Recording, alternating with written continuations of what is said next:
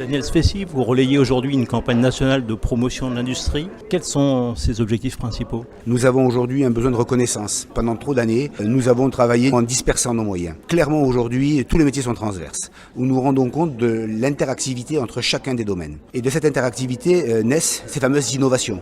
Et aujourd'hui, toutes les industries, donc les 18 branches, travaillent sous un même nom, une même volonté dans cette fabrique de l'avenir. Aujourd'hui, l'industrie n'a pas une très bonne image aux yeux du grand public. Pourtant, c'est un secteur d'avenir, créateur d'emplois. Aujourd'hui, je crois que le constat est clair. Tous les pays qui ont fait le choix d'avoir une industrie, bien sûr, innovante, sont des pays où l'économie va bien.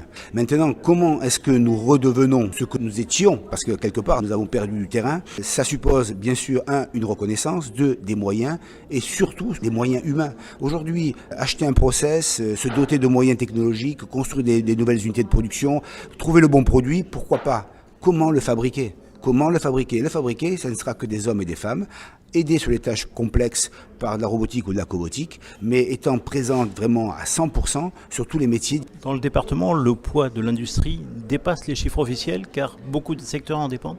Vous savez, l'INSEE, avec les codes NAF, a défini un modèle. Aujourd'hui, on voit très bien qu'il y a des choses qui sont peut-être encore valables, mais beaucoup de choses qui ne sont plus du tout dans le cadre. L'industrie en telle que valeur ajoutée est visible dans tous les domaines. Qu'on aille du bâtiment, en passant par la chimie, en allant sur les TIC, les gros travaux d'infrastructure. On est dans des métiers vraiment où la technologie a fait des bonds en avant faramineux et derrière, on a besoin de gens qui soient en phase avec cette vision.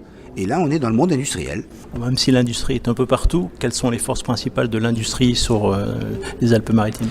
Alors l'industrie dans les Alpes-Maritimes, on ne peut pas éviter les TIC sur Sofia, même si elles ont souffert un petit peu, elles sont en train de reprendre, de se restructurer et de repartir vraiment de manière fort exemplaire. On a bien sûr le bassin grassois avec la chimie fine aromatique, où là, on est des leaders. Ensuite, on a le bassin de Carrosse, dans lequel on a quand même de très belles anciennes, les Virbac, les Arcopharma, les Malongo, enfin, on a bien sûr Schneider, Thales. Et après, il y a tout ce qu'on ne voit pas. Parce que, hormis ces gros porteurs, dont on a besoin pour avoir un cap, on a besoin de toutes ces transverses. Et dans ce département, on ne les voit pas. Et c'est une bonne chose qu'on ne les voit pas, parce que nous restons un département d'attrait touristique. Nous avons la chance d'avoir des gens qui font de l'industrie sans qu'on les voie. Mais vous vous rendez compte la chance qu'on a? Déplacez-vous un peu dans la vallée du Rhône et vous allez voir la différence. C'est notable. Et pourtant, ils sont là, ils font fonctionner cet écosystème, et ils représentent aujourd'hui, de manière directe et indirecte, plus de 50% d'économie. Seulement, ne pas perdre ce tissu est vraiment un engagement qui devrait être politique localement. Avec l'arrivée des nouvelles technologies, l'industrie est en pleine mutation. Comment se transforme-t-elle? En fait, on suit le cours. Vous savez, je me rappelais toujours que l'engin intégré lui-même, on nous parlait des planches à laver. Et la lavandière qu'on avait sur le paillon, lavait. Et on avait des fabricants de planches à laver qui se comptaient par centaines.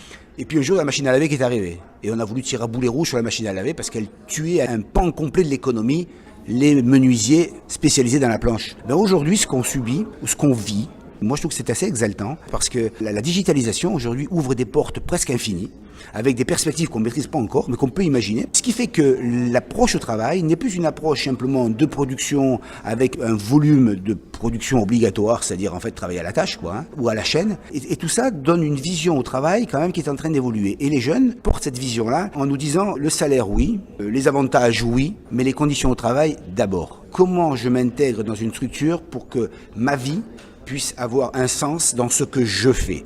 Une nouvelle technologie qui arrive nous permet de donner un sens qui cadre avec l'aspiration des jeunes. Aujourd'hui, vous cherchez souvent à recruter, mais est-ce que la formation est en adéquation avec vos besoins? Carrément non. On a réellement une remise à plat. Alors à l'UMM, on est en train de revoir tout notre plan de formation pour redéfinir clairement le vrai besoin. Parce qu'on a des métiers, entre guillemets, historiques. On parlait des soudeurs, il n'y a pas très longtemps. On en a besoin. Parce que quand on forme des formes complexes sur un satellite, sur un avion, on a besoin d'avoir des gens qui ont encore se toucher. Quand on fait chez Unique des machines à café, il faut souder des chaudières, il faut quand même souder. Donc il y a quelques métiers comme ça qui restent ancrés, qui sont presque des métiers entre guillemets artisanaux, c'est-à-dire on a besoin d'un savoir-faire vraiment manuel. Mais sinon, aujourd'hui, la nouvelle orientation des métiers veut qu'il y ait un tronc commun minimum. Et le tronc commun minimum demandé à quelqu'un qui va faire de l'industrie, c'est au minimum un bac presque scientifique. Dans les métiers industriels, on est dans la technologie aujourd'hui. Et la technologie, on ne peut pas avoir que des ingénieurs. Il nous faut la chaîne complète. Et la chaîne complète démarre par ce qu'on appelait nous à l'époque l'opérateur, mais qui aujourd'hui représenterait les niveaux minimum d'un BTS de l'époque. Donc vous voyez, on a translaté les curseurs, ce qui fait que ça reste des métiers bien payés, parce que les niveaux de connaissances et de pratique sont hauts, mais en plus, ils ont un sens, parce qu'un jeune, quand il rentre, il n'est pas là simplement pour faire un presse-bouton. Il est là pour avoir vraiment un rôle à jouer dans l'équipe dans laquelle il se trouve.